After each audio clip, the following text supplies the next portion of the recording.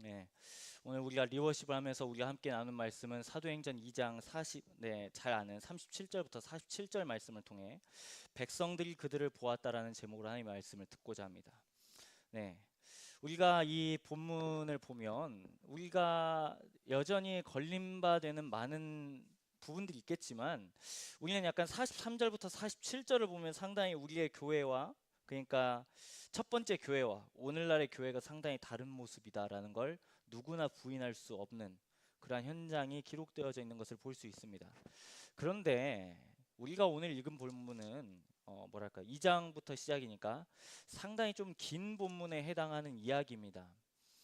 올해 우리 그러니까 청년 예배에서는 사도행전을 가지고 말씀을 나누지 않지만 교회 전체적으로는 지금 사도행전을 나누고 있기 때문에 계속해서 첫 번째 주일에는 사도행전의 말씀을 아마 들을 것 같습니다.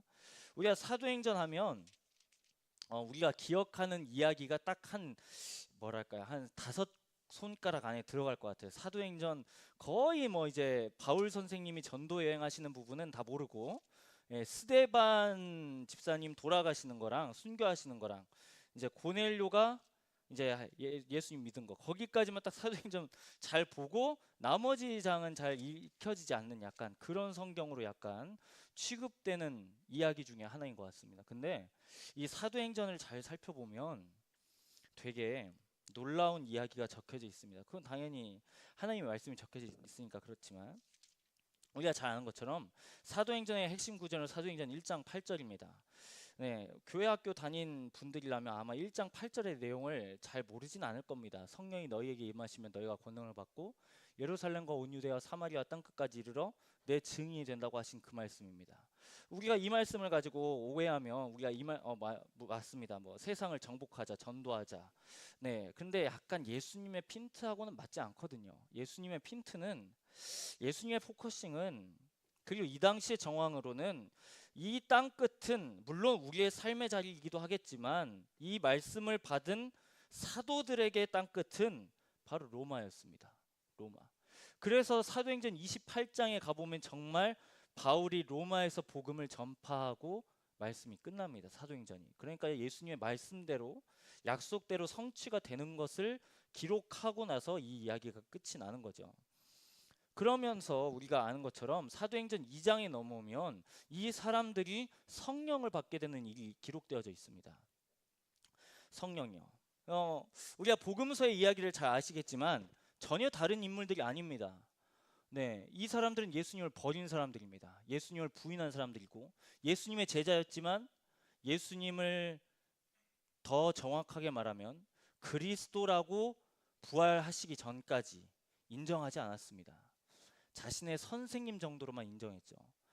좀 더 정확하게 적용해 보면 우리 이스라엘이라는 나라를 독립시켜 줄 사람, 위대한 인물 정도로만 이해했습니다.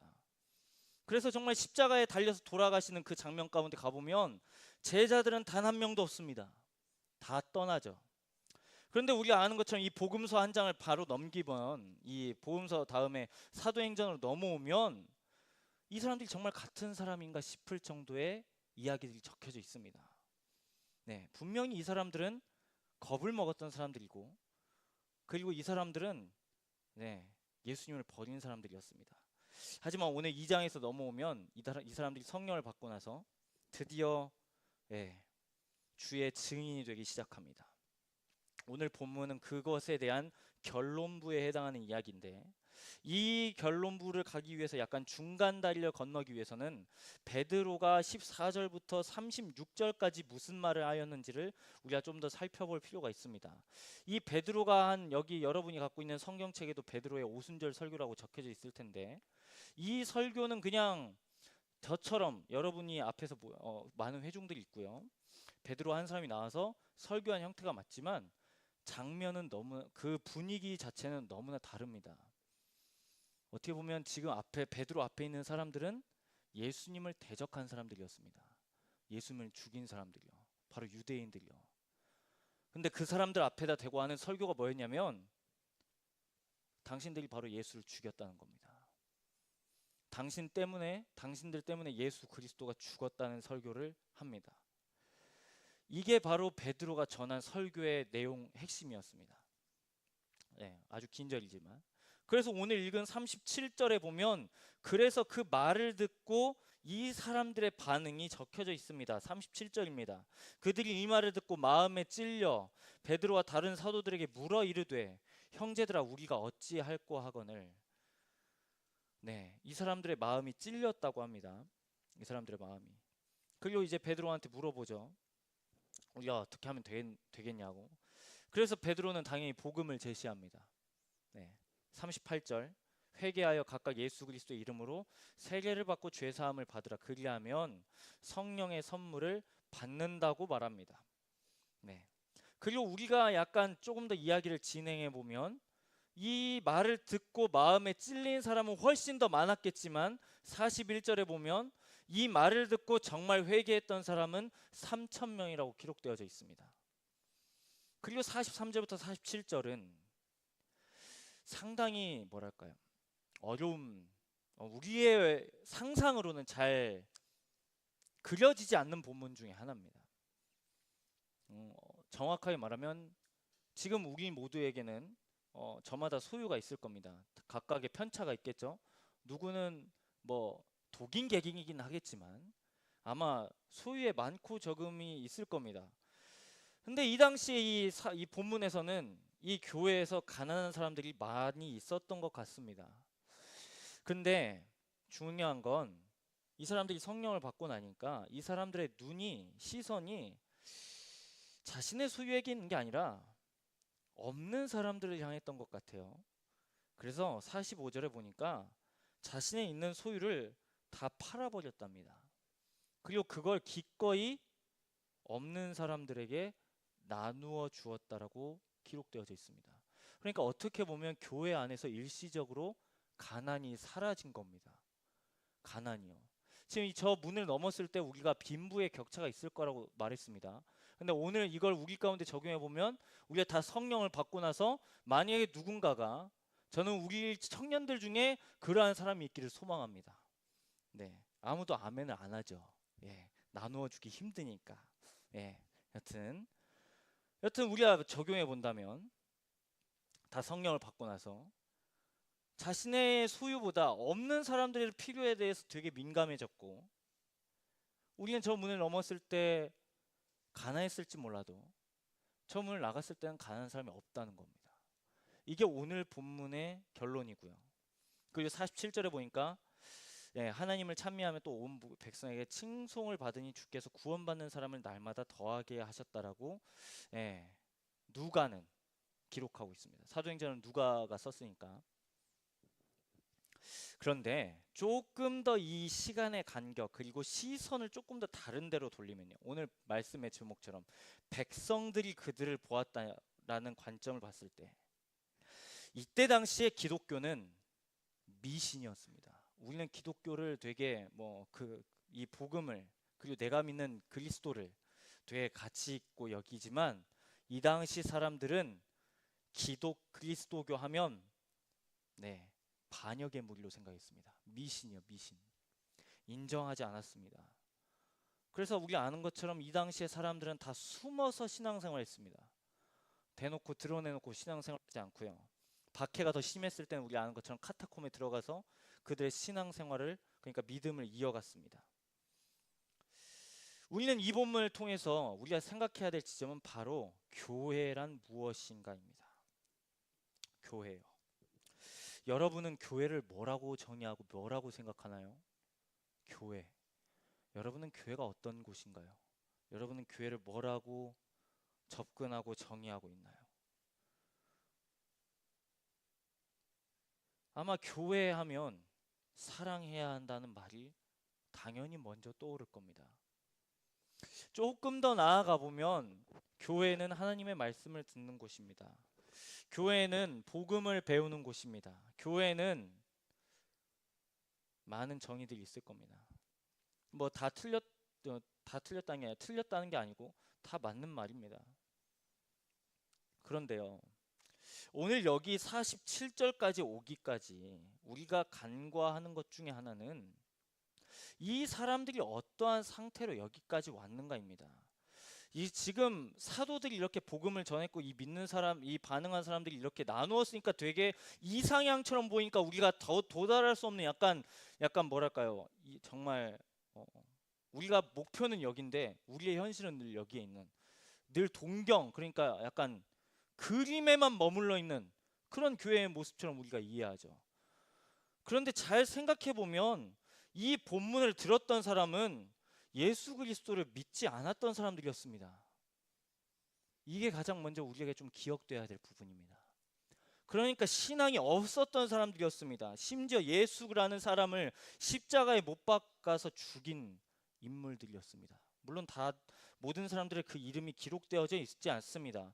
유명한 빌라도나 유명한 대제사장 가야바나 몇몇의 이름만 적혀져 있지만 많은 이들의 인물은 적혀져 있지 않습니다.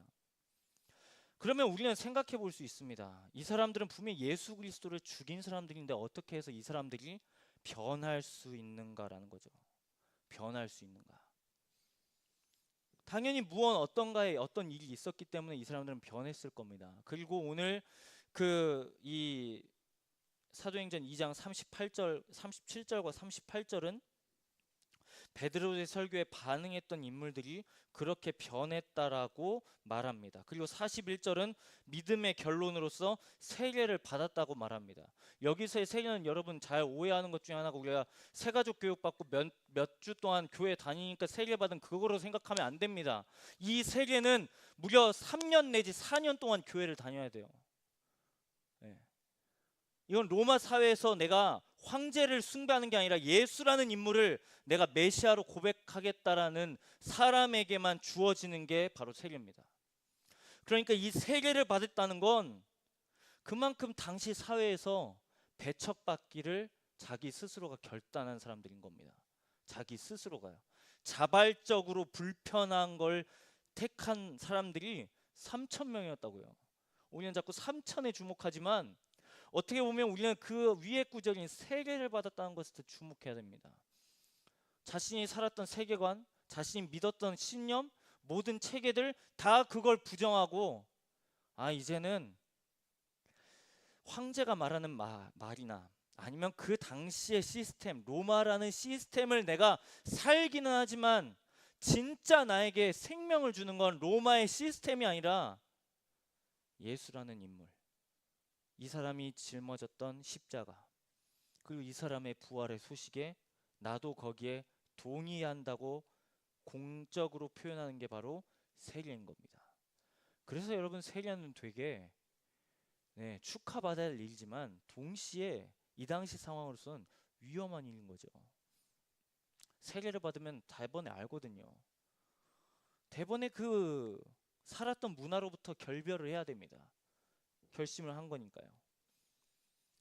근데 그 사람들이 살았던 삶의 모습이 42절부터 47절에 그렇게 나와 있어요.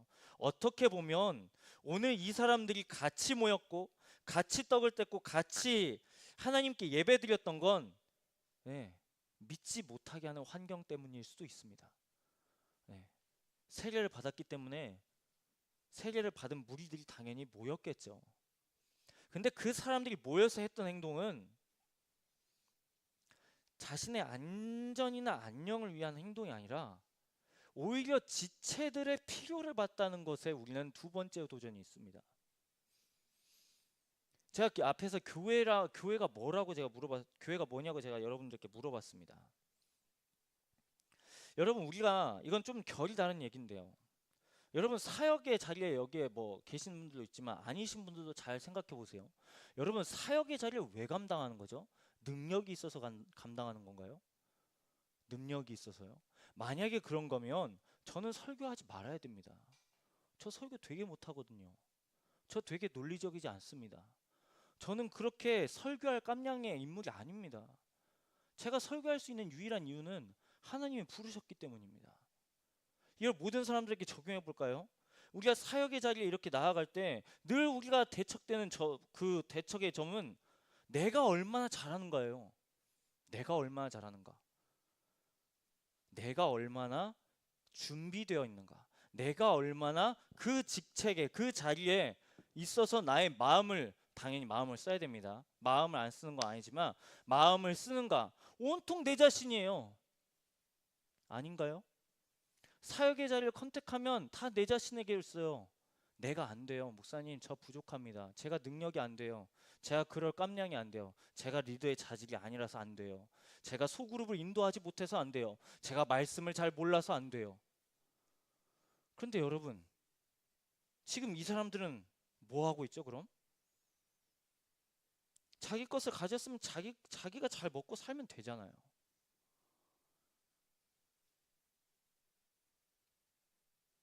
지금 자기가 갖고 있는 것을 증식해도 모자랄 판국 아닌가요? 우리의 문화로 이해로 따지자 보면. 근데 이 사람들의 시선은 왜 타인에게 있죠? 우리가 사역해야 되는 이유요? 여러분 잘 생각하세요. 누군가가 그 짐을 대신 지고 있기 때문입니다. 누군가를 쉬게 하기 위해서 그런 거예요. 우리가 사역의 자리를 감당하는 거예요. 사역팀도 마찬가지입니다. 사역의 자리를 감당하지 않는 분들 잘 들어보세요. 이 사람들의 수고가 있기 때문에 우리가 예배 드릴 수 있다고 말하죠. 맞습니다. 이 사람들도 쉬어야 될 거 아니에요.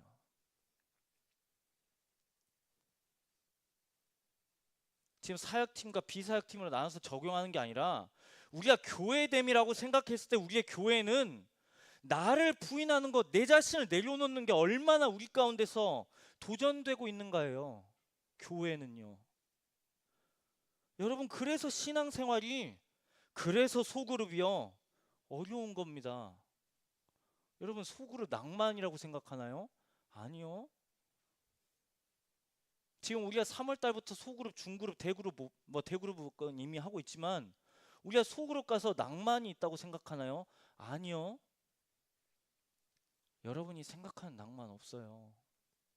만약에 여러분이 생각하고 있는 낭만이 있다면 성경이 말하는 정의랑 많이 다를 겁니다. 우리가 소그룹으로 모이는 이유요? 우리 자발적으로 불편하기 위해서 그런 거예요. 왜요? 내가 그렇게라도 하지 않으면 안 하거든요. 내가 그렇게라도 하지 않으면 손해를 보려고 하지 않잖아요, 우리는 교회에 와서도 내 아의 것을 찾잖아요. 우리는 교회에 와서도 하나님이 빛나시기보다 내가 빛나는 걸 원하잖아요. 주님이 주목을 받으시는 것보다 나의 이름, 나의 생각, 나의 계획, 이걸 중요하게 여기잖아요. 하나님 앞에서도 우리 그렇게 기도하잖아요. 여러분 이 본문은 우리에게 교회란 무엇인가를 가르치고 있습니다. 한 가지 다른 예지만 예를 들어볼게요. 우리 대한민국의 아픈 현실입니다. 여러분 나이대요. 저와도 같은 나이대겠죠. 우리가 잘 아는 것처럼 자살률은 대한민국이 가장 높습니다. 한국이. 근데 그 자살률이 높은 것 중에서 인구 구성 중에 20, 30대가 몇 명인 줄 아세요? 4.3명이랍니다. 하루에 4.3명이 죽어가고 있어요. 우리의 나이대와 똑같은 사람들이요. 삶이 힘들어서, 스트레스가 많아서. 우리 자라나는 우리의 중등부, 고등부 친구들은 어떤가요?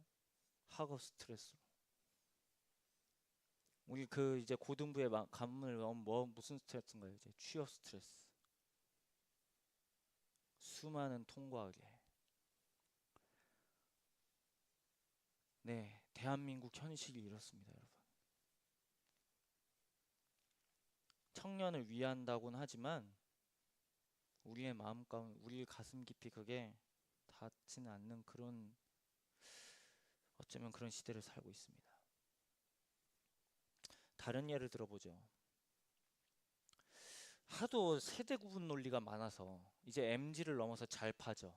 Z 플러스 알파 해서 잘파 세대. 아마 우리 막내 친구들에게 해당하는 세대 구분일 것 같은데, 한국교회 위기를 말하면서 늘 이렇게 접근했습니다. 다음 세대가 없다. 다음 세대는 복음을 듣기 싫어하더라. 다음 세대는 여전히 미전도 종족이다. 수치상으로는 그렇습니다. 그런데 저는 한 가지의 반기를 제시합니다. 복음을 듣기 싫은 게 아니고요. 복음을 살아내는 교회를 보고 싶어 하는데 그런 교회가 없어요. 이게 현실입니다. 정확하게 얘기하면. 아마 여러분들은 저를 보고 그렇게 생각할 겁니다. 아마 목사님은 그래도 복음을 살아냈으면 좋겠다. 네, 그러라고 저 부름 받은 거 맞습니다. 그러니까 저도 치열하게 노력해야 됩니다. 그럼 여러분들에게 적용해 보죠. 그럼 여러분들을 바라보는 세상은 무엇을 기대할까요? 여기에 앉아있는 지금 한 80명의 청년들에게 세상은 무엇을 기대할까요? 아마 회사 가서 아니면 학교 가서 교회 다녀라는 말을 안 할 겁니다. 밝히기 싫으니까요. 한국교회 민낯이죠. 근데 그런 민낯은 제쳐두고 반대로 여전히 세상은 보고 싶어 합니다. 복음을 살아내는 누군가를요. 기꺼이 자발적으로 불편하려고 하는 누군가는 어디 있는가? 내 것을 손해보는데 그걸 기뻐하는 사람들은 어디 있는가? 그러니까 지금 이 47절에 이 사람들이 칭송을 받은 거예요. 그래서 너무 다르니까요. 달라도 너무 다른 삶이었거든요. 로마의 시스템을 살지 않았는데도 이 사람들은 자발적으로 손해보고 어떤 한 인물 때문에 나의 생명도 지금 걸머지는 이 사람들의 얼굴은 도살장으로 끌려 들어가는 얼굴이 아니고 기쁨으로 그걸 감당하니까요. 그러니까 주목이 되는 거예요. 그러니까 다른 거죠, 교회가. 이 사람들은 심지어 건물도 없습니다. 이건 버젓이 이런 건물도 없어요. 십자가도 없어요, 여러분. 그들 마음 가운데 있죠, 십자가는. 화려한 찬양 그런 것도 없습니다. 읽는 성경이라고는 예수님의 구전되는 그 소문하고 구약 성경밖에 없었어요. 그런데 이 사람들은 이 말에 듣고서 찔려서 결국엔 그리스도를 나의 주님이라고 받아들이는 거기까지 이르게 됩니다.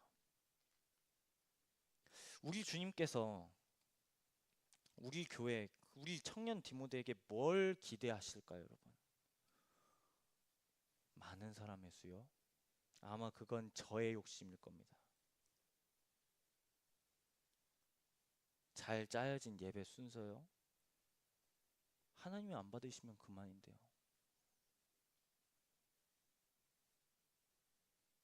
행정적인 잘된 처리요? 아니면 소그룹의 풍성한 나눔이요? 다 좋죠. 근데 교회가 잃어버리지 말아야 할 정신은 바로 지체됨입니다. 지체됨. 하나됨. 지체됨. 내가 왜 기꺼이 손해를 보려는가? 여러분, 교회는 그런 곳입니다. 어쩌면 이것 때문에 우리는 마음 아플 수 있어요. 어쩌면 우리는 교회에 오면서 되게 저 사람의 생각과 내 마음은 맞지 않는데, 저 사람의 행실을 보니까 되게 마음에 안 드는데, 저 사람이 말하는 바가 나랑 다른데,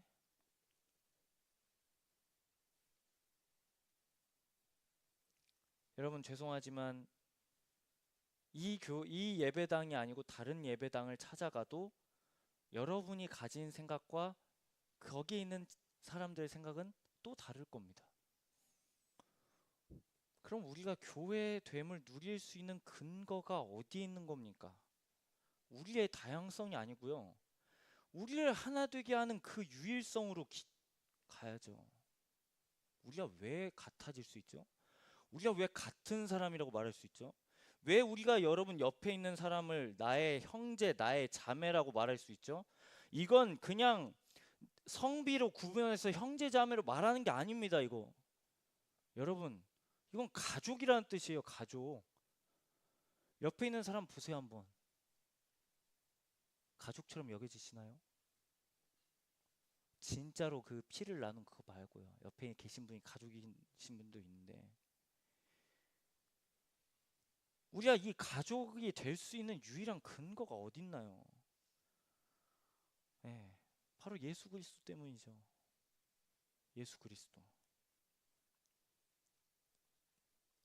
그러니까 우리가 이 유일성의 근거를 자꾸 잊어버리면 예, 다양해지기만 합니다. 다양해지기만 해요. 다양성을 부인하는 건 아닌데 진짜 다양해지기만 합니다.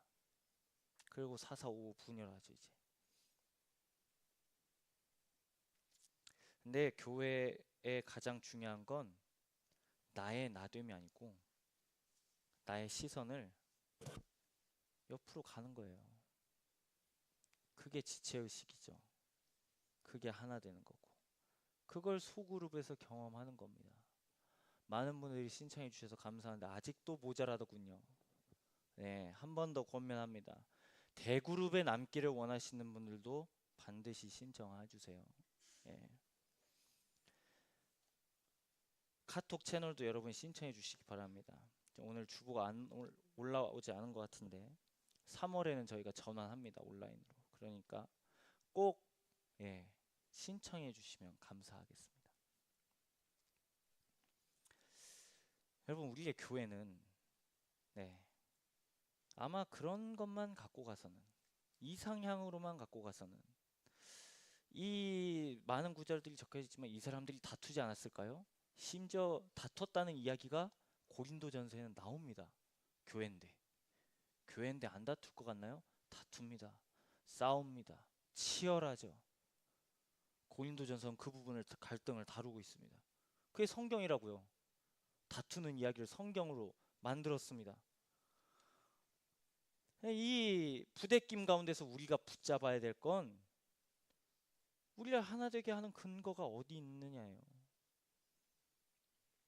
우리가 오늘 리워십으로 계속해서 불렀던 그 다 찬양의 가사들의 내용이 그런 겁니다. 네. 삼위의 하나님, 네. 삼위일체, 성부, 성자, 성령. 이걸 약간 어거스틴이라는 유명한 신학자는 사랑의 관계로 이걸 해석합니다. 네. 봐보세요. 성부는 하나님은 성자 하나님께 사랑을 주시는 분. 그럼 성자 하나님은 어떻게 되시죠? 하나님의 사랑을 받으시는 분. 그럼 성령 하나님은 이 성부와 성자 하나님을 사랑으로 하나 되게 하시는 분. 이렇게 해서 해석합니다. 어거스틴이라는 사람은. 그러니까 삼위의 하나님은 뭐 어디서 이랬다더라 저기서 저랬다더라 갑자기 뭐 사도행전 나오니까 갑자기 하나님이 무슨 영이 되셔가지고 뭐 이렇게 되는 그게 아니고요. 관계시라고요. 관계. 하나님이 관계이시기 때문에 우리가 관계를 맺는 겁니다, 여러분. 하나님이 관계이시기 때문에. 그걸 연습하는 장소가 여러분의 모임이고 우리의 대그룹의 모임이 되어야 되고 중그룹에서는 우리의 신앙을 배워야겠죠. 사랑하는 여러분, 여러분은 교회에 다니면서 무엇을 기대하시나요? 더 본질적으로 물어보죠. 여러분은 왜 여기 있나요? 왜요? 제가 청년 예배 때마다 물어보는 질문 중 하나입니다. 왜 오셨나요, 여기에? 우리의 예배는 목적을 잃어버린다면 다시 목적을 생각해 봐야 됩니다. 나는 왜 예배 드리는가? 난 예배를 드리는 건가? 예배를 보는 건가? 그에 따라서 많은 말 하겠지만 하여튼 그렇습니다. 그래서 여러분 우리의 공동체에 도전하시는 부분은 우리가 많은 거를 감당하는 게 아닙니다, 여러분. 하나님은 우리가 서로 사랑할 것을 도전하고 있습니다. 서로 사랑할 거예요. 서로 사랑하기를 도전하신다고요. 그게 예수님의 명령이었어요, 여러분. 예수님이 우리에게 유일하게 주신 명령 두 가지, 딱 하나가 하나님 사랑과 이웃 사랑이잖아요. 우리 서로를 사랑하는 게 주님이 우리 공동체에 주시는 도전입니다. 그래서 여러분, 우리가 뭐 선한 영향력, 몸집이 커져가지고 많은 사역과 구제를 감당하는 거, 네, 너무 좋죠. 하면 좋죠. 하지만 우리 안에서 사랑이 없으면요, 그건 의미가 없죠. 우리가 서로를 사랑하지 않는데 남을 사랑한다고요? 어불성설이죠.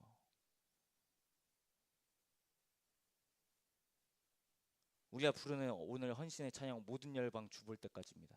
이것도 약간 오해, 당연히 그렇게 작곡됐기 때문에 당연히 뭐 전도 막 그때까지 우리가 막 주님의 이름 전파, 예, 맞습니다만 최소한 오늘 본문으로 적용해 본다면 우리가 서로 사랑할 때 주님의 이름을 보는 겁니다.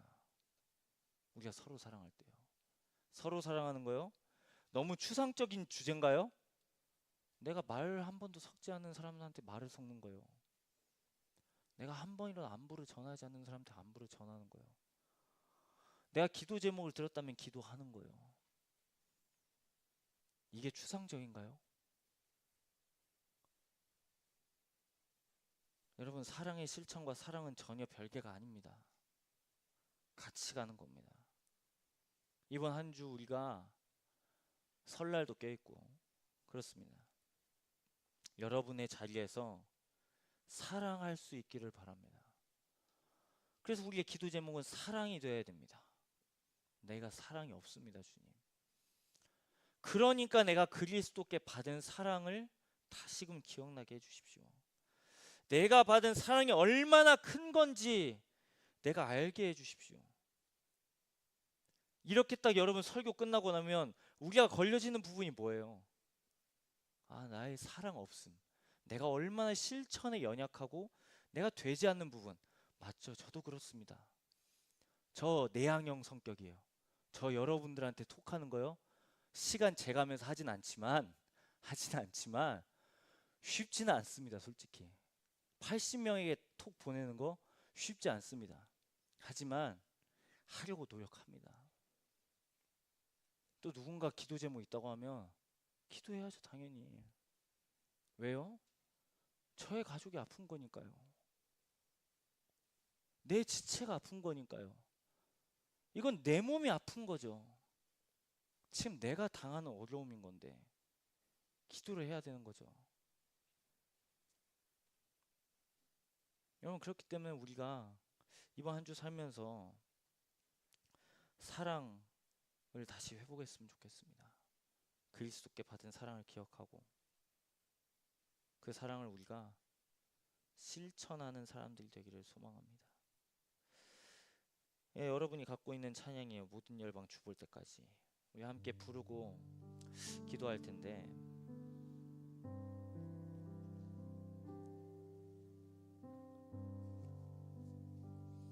여러분 상상해 보세요. 하나님의 품에 안겼어요. 지금 이 같이 예배드리는 사람이 하나님의 품에 같이 가서 예배드리는 거예요.